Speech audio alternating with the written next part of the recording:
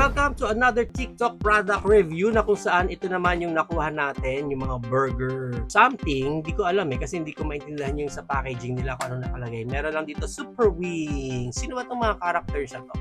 Yan lang yung pinaka-packaging niya. Ayan, may mga plain. And then, yun. Actually, tatlo yung pinadala sa akin. And then, may nabuksan na tayo dito. Ganito yung itsura niya. Nakapatong sila dyan. And then, ito yung isang set na na-open ko na wherein naka-sticker lang kasi siya. And then, pag in-open ninyo, may mga kasama siyang candy doon sa loob.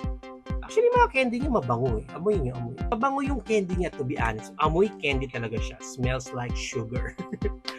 Anyway, malaking question dyan, edible ba yung mga candy na yan? Or pwede ba nating makain yung mga candy na yan na meron sa loob? Ang answer ko dyan is no. I would not recommend you to eat itong mga candy sa loob simply because walang nakalagay dito sa instructions nila, sa packaging nila.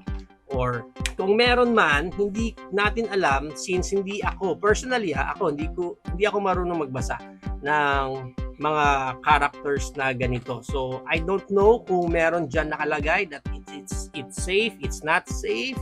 But just to be safe, since hindi natin maintindihan yung instructions sila and walang nakalagay dyan na safe or edible, just to be safe, wag nyo na lang pong kainin yung mga candies na ito. I think itong mga ganitong klaseng product, the best is gamitin nyo na lang as props just in case sa mga diorama ninyo or sa mga toys ninyo.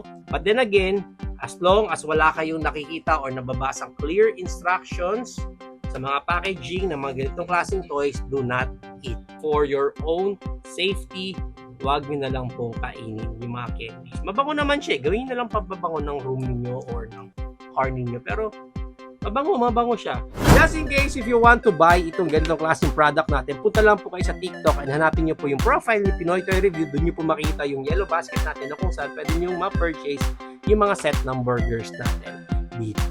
Again, just to be safe, do not eat the candy.